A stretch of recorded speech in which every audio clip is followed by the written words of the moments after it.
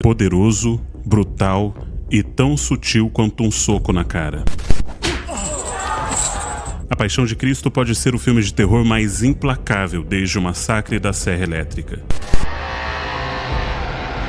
Na verdade, é certamente mais violento. Retratando as últimas 12 horas da vida de Jesus, o diretor Mel Gibson mostra a crucifixão de Cristo, o sacrifício redentor do Filho de Deus. No entanto, a mensagem de amor quase se afoga em sangue. E ao focar mais no evangelho de violência do que de graça, Gibson permite que Jesus morra sem nos mostrar como viver.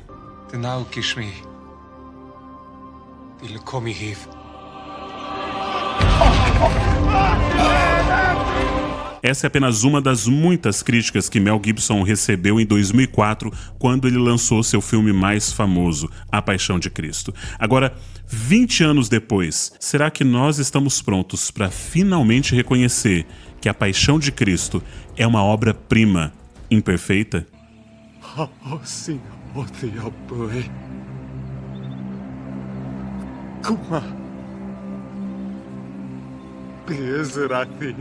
The most talked about movie of the new year, The Passion of the Christ, officially opens this morning across the country. More now on today's opening of Mel Gibson's controversial movie, The Passion of the Christ.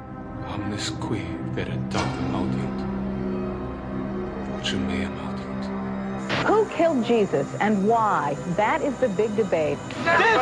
Jewish groups, Christian groups, animal rights activists, you name it, everyone seemed to want to get their point across. I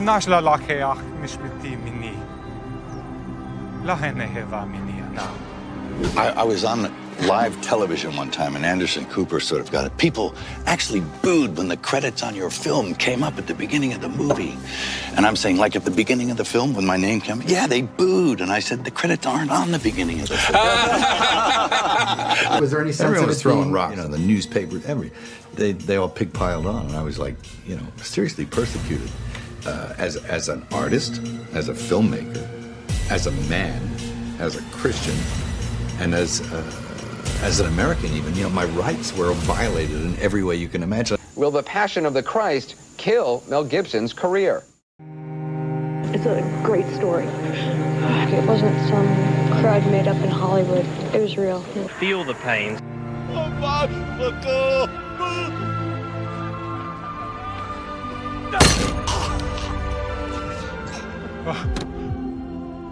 They're dead.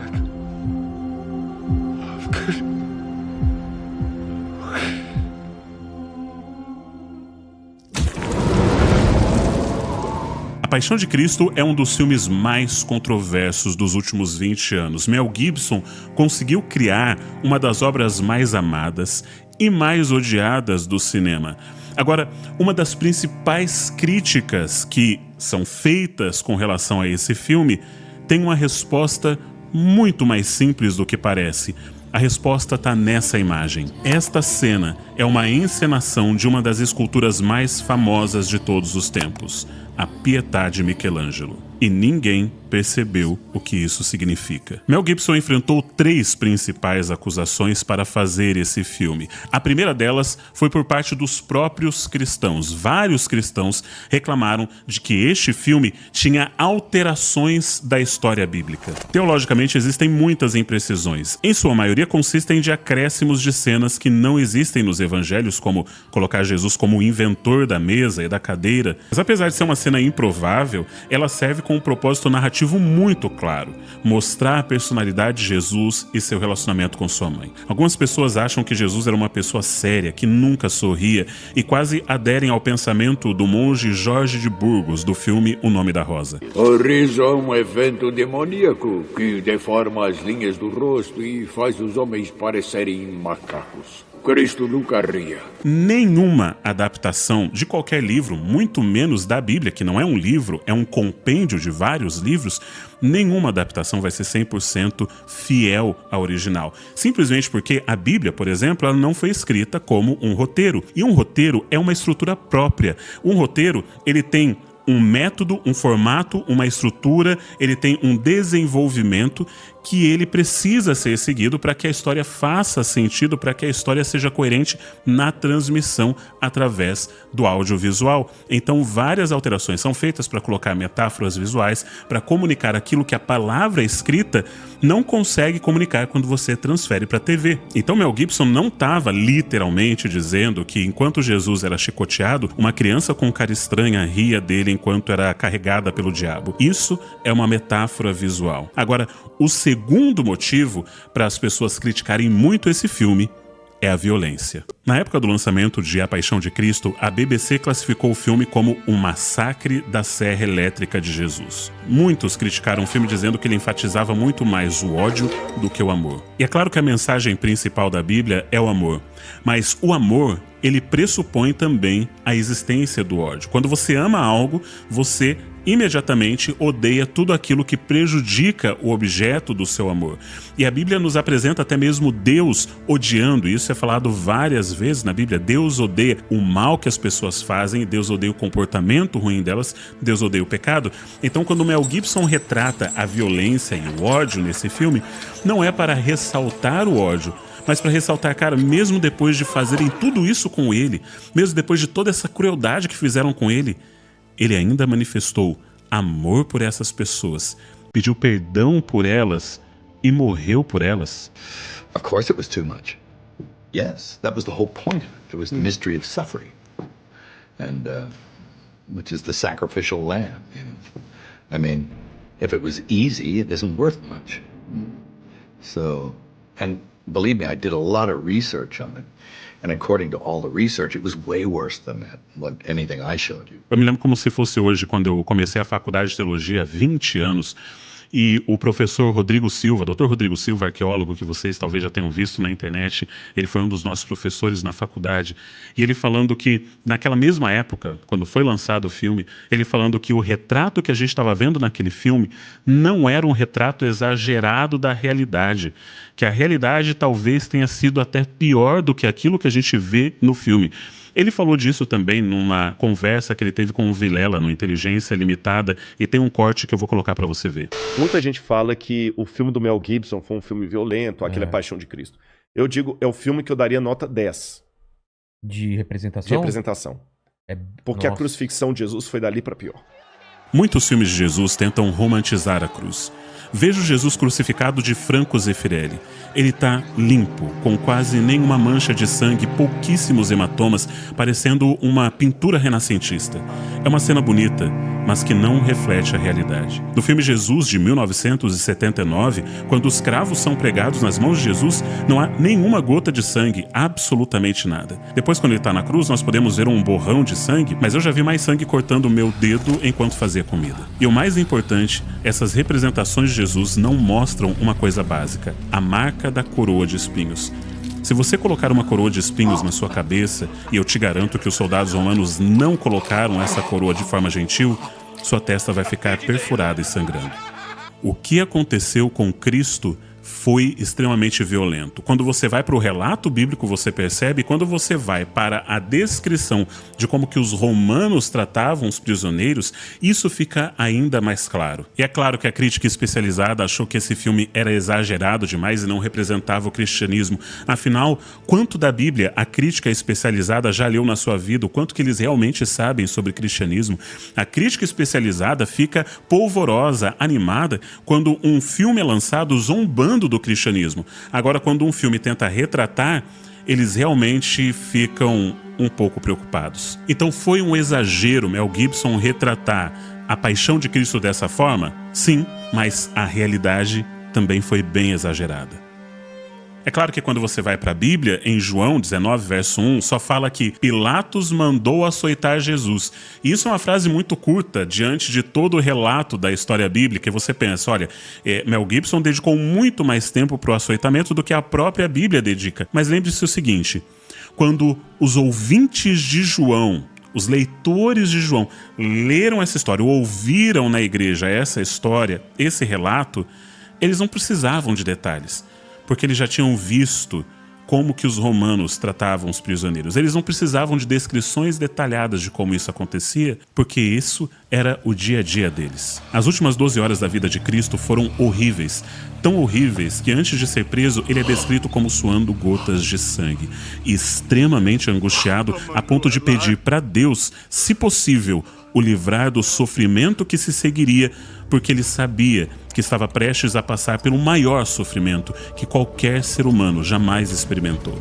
Não apenas o sofrimento de uma tortura e morte cruel, mas o sofrimento psicológico e espiritual de quem detinha o poder de parar seu sofrimento quando quisesse, mas escolheu não fazer. Escolheu permanecer fiel à sua promessa e fazer o único sacrifício capaz de salvar aquelas pessoas que o estavam matando. O principal erro que eu vejo que os cineastas cometem ao fazer um filme sobre a vida de Jesus é tentar retratar a vida toda.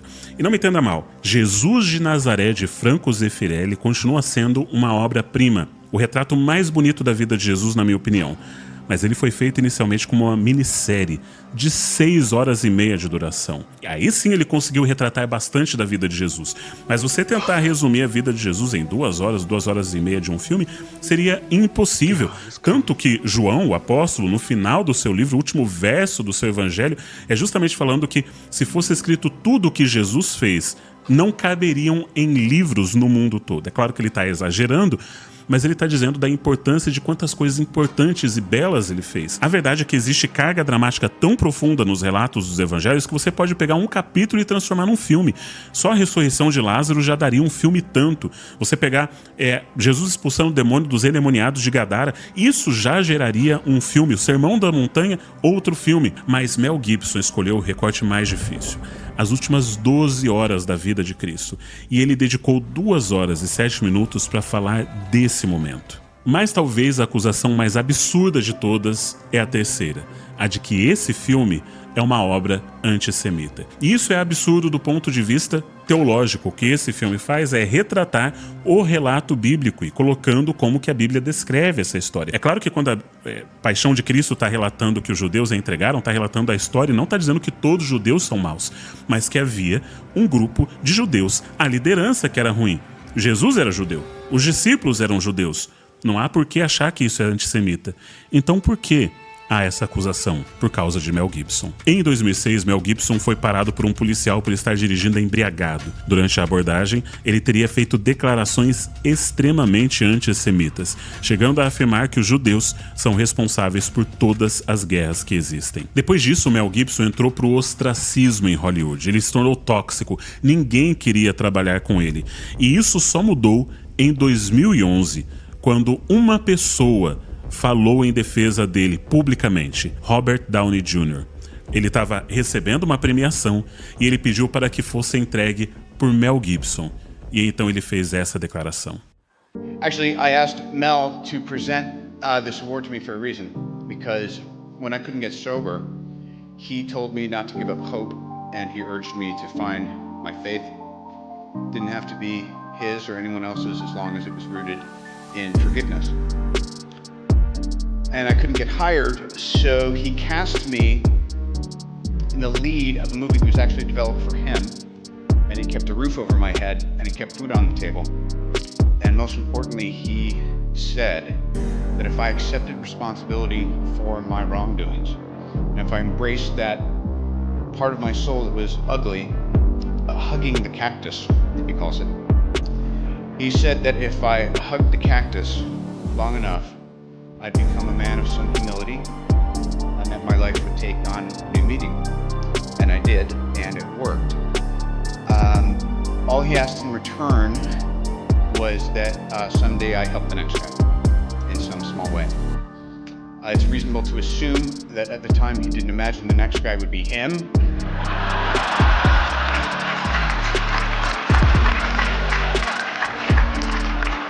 Or that someday was tonight. So anyway, on this special occasion, and in light of the recent holidays, including Columbus Day, I humbly ask that you join me, unless you are completely without sin, in which case you picked the wrong industry, in forgiving my friend his trespasses, offering him the same clean slate you have me, and allowing him to continue his great and ongoing contribution to our collective art without shame. He's hugged the cactus long enough.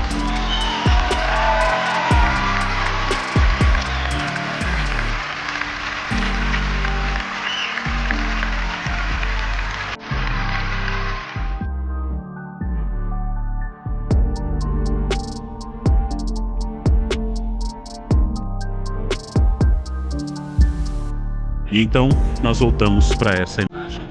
Mel Gibson usa os olhos de seus personagens de forma genial nesse filme, como quando Jesus morre na cruz. Nós saímos de um close para um plano amplo e vemos sua pupila dilatar quando a vida deixa o doador da vida.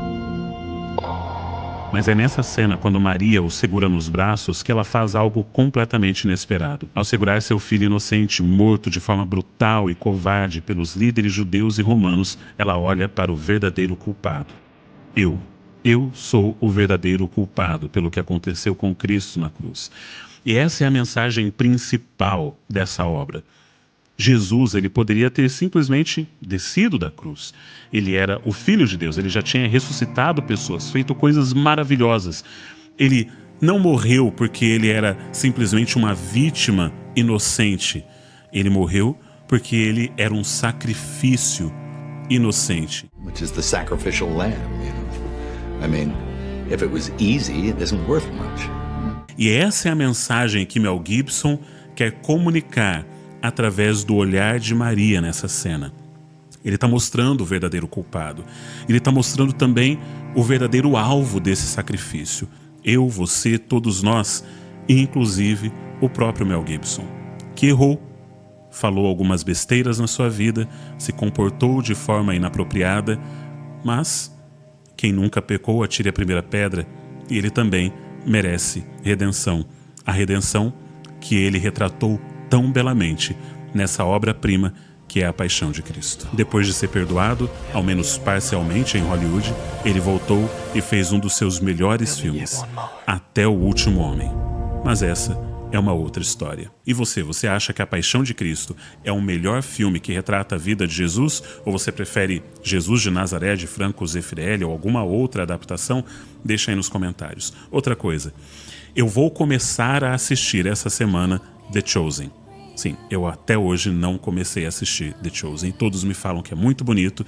Nesse final de semana eu estive numa igreja onde o Rodrigo Silva estava pregando e ele colocou uma cena do The Chosen que me impactou demais, que eu achei que foi extremamente cinematográfica. Eu pensei, cara, eu preciso assistir essa série. Vocês acham que vale a pena fazer um vídeo sobre a série The Chosen? Diz aí que daí eu já vou assistindo e fazendo também minhas anotações para daí poder fazer um vídeo dedicado a essa série.